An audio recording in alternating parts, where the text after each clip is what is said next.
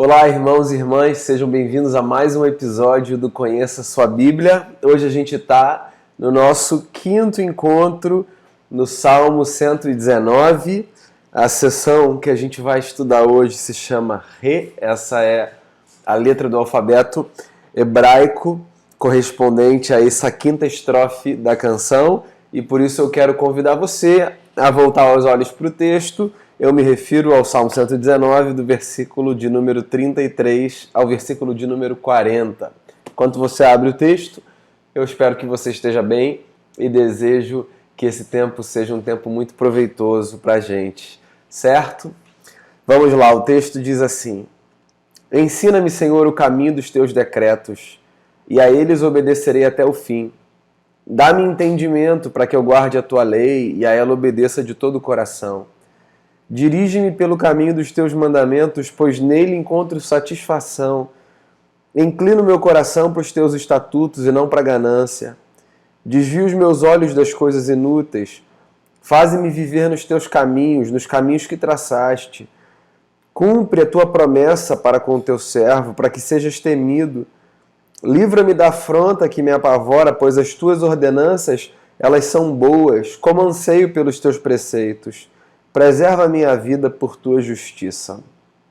Essa é, então, como eu mencionei a vocês, a quinta estrofe dessa canção, que é um tributo à palavra de Deus. Esse trecho que eu separei aqui para hoje, que nos coube para hoje, é um trecho repleto de muitos pedidos, todos eles relacionados à palavra, ao lugar da palavra, mas há muitos pedidos que, por mais que se pareçam, tem nuances diferentes e que eu acho que podem ser muito enriquecedoras para a nossa compreensão do caminho da fé, do que significa viver com Deus. Então eu queria passar aqui, pelo menos pelas coisas que me saltam aos olhos à medida que eu leio, certo?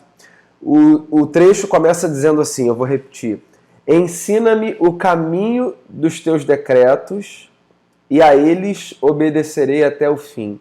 Ensina-me o caminho dos teus decretos. Eu sublinharia aqui a palavra caminho. Eu acho ela interessante porque ela dá para a gente a ideia de que encontrar Deus e a sua vontade escrita na sua palavra é uma jornada. A busca por Deus é a busca de toda uma jornada de vida. Nós nunca, por mais que tenhamos o texto aqui na nossa mão, na nossa frente, impresso, que ele esteja registrado no nosso celular, onde quer que a gente queira guardá-lo, o fato da gente ter na palma da nossa mão o texto escrito não significa que nós percorremos um caminho até os decretos de Deus, até os seus preceitos. Por quê? Porque o caminho que a gente percorre não é esse caminho externo de estender a mão e pegar o celular ou a Bíblia física e abrir e manusear. Esse caminho que a gente precisa percorrer verdadeiro é o caminho interno da alma que se encontra com a palavra. Então, eu leio esse primeiro versículo, que é o 33, como quem pergunta a Deus com honestidade: Senhor, eu quero encontrar a tua vontade, como eu faço para encontrar a tua vontade? E por mais vaga, ampla e subjetiva que seja a resposta para essa pergunta que eu acabei de fazer, ainda assim essa pergunta é uma pergunta importante para a gente se fazer. Como discernir a tua vontade? Como discernir os teus desejos? Se há desejos que são teus para a minha vida, onde eu posso encontrá-los? E como eu posso discerni-los e me aproximar deles? Então, a nossa vida com a palavra é como a jornada de alguém que está num caminho, tentando encontrar lugares, encontrar experiências para viver, encontrar nortes para seguir, valores para abraçar. Não viva a sua caminhada de fé como se houvesse um caminho pronto que alguém simplesmente sinalizasse, dizendo assim: vai por aqui, faça assim, faça assado e tudo estará bem. Não, viva a sua caminhada de fé muito mais a partir dessa perspectiva de que existe uma busca a ser feita, incessante. Inclusive, tanto nos Salmos, o livro sobre o qual a gente tem se debruçado desde as últimas semanas, quanto nas palavras de Jesus registradas nos Evangelhos e em outros textos proféticos, a gente encontra de forma muito presente a ideia do busquem-me e vocês vão me encontrar. A Bíblia está repleta de textos que nos incentivam a aguçarmos a nossa busca por Deus, porque em buscando a Deus nós o encontraremos. Ensina-me, Senhor, o caminho dos teus decretos, e a eles obedecerei até o fim. Aí o versículo 34 vem e ele faz um outro pedido. Dá-me entendimento para que eu guarde a tua lei e a ela obedeça de todo o coração. Duas palavras que eu destacaria aqui. A nossa conversa hoje é uma conversa de destaque de palavras. Duas palavras que eu destacaria aqui e que eu marcaria na minha Bíblia, por exemplo. Entendimento e guarda. Tá? Então, a gente precisa de entendimento para guardar a lei. Entendimento é diferente de memória, certo? Ele não está pedindo assim, ó, me dá memória para eu armazenar. Me dá capacidade de decorar. O que ele está pedindo é me dá entendimento. Há algumas semanas a gente falou sobre isso, né? Sobre como é importante a gente encarar a nossa relação com a Bíblia a partir da perspectiva do discernimento. É isso que o salmista está pedindo. A gente precisa na vida de entendimento. A gente não precisa apenas conhecer, saber, identificar, apontar, tocar, nomear. A gente precisa discernir. E o entendimento tem a ver exatamente com essa capacidade de discernir que a gente desenvolve. Então a gente tem que pedir a Deus isso. Senhor, me dá entendimento. Por quê? Porque eu só guardo de verdade aquilo que eu entendo. Então lembra, por exemplo, da sua época de escola. É possível que os seus professores ou seus pais responsáveis, as pessoas que estavam ali mais envolvidas na sua orientação para o estudo, dissessem a você coisas do tipo: não adianta você decorar. Talvez, se você decorar, você até consiga guardar para a prova, mas você não vai aprender. Você precisa entender esse negócio, porque se você entender, você vai levar para a vida. Se você decorar, você tem duas chances de decorar até o momento da prova, e aí tudo bem, cumprir um certo propósito, ou de se esquecer no meio do caminho. Agora, se você entender, mesmo que você não decore exatamente como as coisas são, você tem condição de explicar com outras palavras, com as suas próprias. Você já deve ter ouvido esse tipo de recomendação. Eu ouvi muitas vezes na minha infância, época de estudo. Pois bem, eu me lembro exatamente dessa vivência ao olhar para o versículo 34, para a ideia do entendimento e da guarda. Por quê? Porque eu guardo melhor aquilo que eu entendo. Então não é uma questão apenas de eu decorar o que um versículo bíblico diz. Tem a ver com eu entender aquilo que o autor do texto, e Deus se utilizando do autor do texto, deseja dizer hoje ao meu coração. Se eu entendo, eu guardo. Guardo num lugar mais profundo, guardo num lugar onde a memória não é capaz de afetar com a facilidade com a qual afetaria se eu só tivesse decorado. Então ele pede: dá-me entendimento para que eu guarde a tua lei e a ela obedeça de todo o coração. E aí vem no versículo 35 um outro pedido que é interessante. Parece até contradizer o pedido do versículo 33. No versículo 35 ele diz assim: dirige-me pelo caminho dos teus mandamentos, pois nele eu encontro satisfação. Dirige-me pelo caminho. Lá no primeiro ele pede assim, ó, ensina-me o caminho. E aqui ele está pedindo, dirige-me pelo caminho. Eu não acho que essas duas ideias sejam ideias em choque. Até porque eu tenho a sensação de que elas são duas perspectivas que explicam o mesmo fenômeno, que é o fenômeno de que na nossa vida nós vivemos a partir de um paradoxo. Nós somos responsáveis pelos nossos atos, pelas nossas escolhas, pelos passos que damos, pelos caminhos que escolhemos trilhar. Mas nós cremos no mundo de tal forma que nos parece que a nossa vida é conduzida por Deus. Assim nós cremos. Cremos que a nossa história ela é conduzida pelos passos do Eterno. Então, às vezes, o que a gente mais precisa, sobretudo nos momentos de fragilidade, é da sensação de que em Deus nós temos alguém que está dirigindo os nossos passos. Às vezes, o nosso pedido para Ele é exatamente esse: dirija-me, Senhor, pelo caminho. Nós muitas vezes precisamos dessa sensação de que Deus está nos guiando. Outras vezes, isso é muito curioso, a gente cresce a partir da compreensão de que existe uma autonomia na vida. Não é que Deus está fora nessa hora, é que às vezes essa outra perspectiva ela ganha projeção, porque ela é importante para a nossa consciência. Deus está comigo, mas eu estou fazendo as minhas escolhas. Em outros momentos, sobretudo nos momentos de medo, de fragilidade, o que a gente mais precisa se lembrar é Deus está dirigindo os nossos passos. De modo que são duas questões que, ainda que distintas entre si, contribuem para uma percepção mais completa de como a nossa jornada funciona. Então não tem nenhum problema você dizer, Senhor, me ensina os caminhos para que eu os percorra, mas também dizer assim, ó Senhor, dirija-me pelo caminho. Porque a verdade, amigos e amigas, é que, paradoxal que seja, as duas coisas estão acontecendo na nossa vida. Nós estamos tanto caminhando quanto sendo conduzidos por um caminho. E é maravilhoso sabermos que quem nos conduz pelo caminho é o Eterno, o mesmo que disse, andem, porque eu estou com vocês todos os dias. O texto avança, e aí vem mais um pedido. Versículo 36, ele diz assim, inclina o meu coração para os teus estatutos e não para a ganância. Inclina o meu coração para os teus estatutos e não para a ganância. Três coisas aqui que eu destacaria, três palavras, seguindo aqui a mesma dinâmica. O do pedido para que Deus incline a gente para uma direção, o que é interessante porque na vida nós estamos sempre nos inclinando para um lugar ou para outro.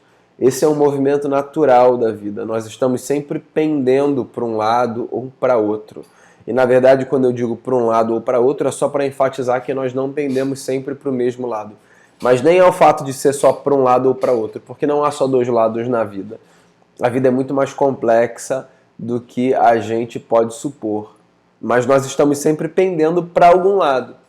E aí aqui, nesse texto, curiosamente, o salmista faz uma comparação que deixa muito claro um lado como um lado problemático aos olhos da ética bíblica. Ele diz assim, ó, inclina o meu coração para os teus estatutos e não para a ganância.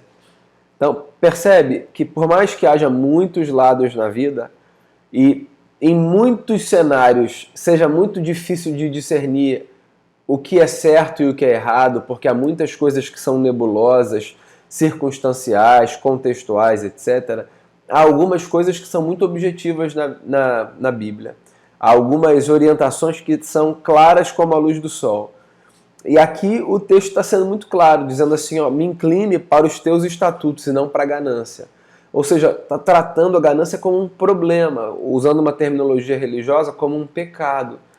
Então o que o salmista está pedindo é que Deus o proteja do pecado de se inclinar para a ganância, que é um pecado muito comum, ao qual todos estamos muito suscetíveis. A ganância enquanto esse desejo profundamente humano, mas muito problemático porque muito custoso, de acumularmos e termos sempre mais materialmente, buscarmos sempre mais e transformarmos esse desejo de acúmulo na força motriz da nossa vida. Isso é muito problemático aos olhos do texto do Salmo 119, isso é tão problemático que ele coloca isso na outra balança os estatutos, no plural, de Deus, e a ganância. Como se ele dissesse assim, a ganância, ela não se coaduna com nada nos estatutos. Então, se você está considerando que o salmista é um judeu que conhece a lei, por exemplo, o que você está dizendo é que a gente está falando de alguém que tinha alguma familiaridade com algumas centenas de códigos éticos daquela comunidade. E uma pessoa com familiaridade com algumas centenas de códigos éticos da comunidade de Israel está dizendo que a ganância não se coaduna com os estatutos de Deus, com nenhum deles. É a forma que o salmista encontra de dizer a Deus que ele reconhece que essa inclinação natural do coração humano, dele inclusive, ela precisa ser vencida. Como é que a gente vence essa inclinação natural do nosso coração? Inclinando o nosso coração para os estatutos de Deus. Isso, inclusive, dá um conselho interessante para outras tentações. Tudo aquilo que a gente reconhece como uma tentação, é possível que a gente encontre um escape e uma força para resistir a essa tentação, pendendo o nosso coração não para ela, mas para a palavra de Deus. Então, utilize a palavra de Deus como esse instrumento que protegerá o seu coração das tentações da vida. Porque é possível que isso poupe você de muitos engodos, de muitos vacilos, de muitos passos equivocados. Aí ele dá mais um passo. E no versículo 37 ele diz assim: desvia os meus olhos das coisas inúteis e faze-me viver nos caminhos que traçaste. O que eu destacaria aqui? A ideia do desvio dos olhos e do que é inútil. Desvie, olhos e inútil. São as três palavras-chave aqui para mim no versículo 37. O pedido para que Deus desvie. Se eu estou pedindo para que Deus desvie alguma coisa, é porque em algum momento eu me pus exatamente na direção de alguma coisa. Ou a vida pôs alguma coisa na minha direção, ou eu me pus na direção de alguma coisa. O fato é que se eu preciso desviar os meus olhos, é porque houve um encontro entre os meus olhos e aquilo que os meus olhos já identificaram como não sendo adequado para a contemplação, para o desejo, para a cobiça, para o que quer que seja. Você pode pensar em qualquer coisa de qualquer natureza, mas a vida ela é feita por encontros que não deveriam acontecer. Essa é a ideia do texto aqui. Essa é a ideia, por exemplo, do texto de Jesus, quando ele fala assim, ó, se o seu olho direito te faz tropeçar, arranca-o e lança-o de ti. Porque mais vale que você perca um membro do que o seu corpo todo seja lançado no inferno. Então, assim, a vida ela é feita de encontros que não deveriam acontecer. E uma vez que esses encontros se estabelecem, um pedido que a gente pode fazer a Deus é: Deus, desvie os meus olhos desse encontro, me faz pegar outro caminho e seguir. E qual é a qualificação que ele dá àquilo que ele encontra para que ele encontre força para se desviar? Isso aqui é inútil. Desvie os meus olhos daquilo que é inútil. Então tem a ideia do desvio, que é importante, que eu estou aqui mencionando. Tem a ideia da inutilidade, que é o que vai fazer com que a gente olhe para algumas coisas que são objeto de desejo, que são objeto do nosso sonho, da nossa vontade, mas que a gente diga assim, ó, não vale a pena gastar tempo com isso. Por quê? Porque isso é inútil. Essa é uma pergunta importante para a gente saber se a gente gasta tempo, se a gente gasta recursos, se a gente gasta energia com coisas, com pessoas, com projetos. Isso é útil ou isso é inútil? Essa é uma pergunta importante. Todas as coisas...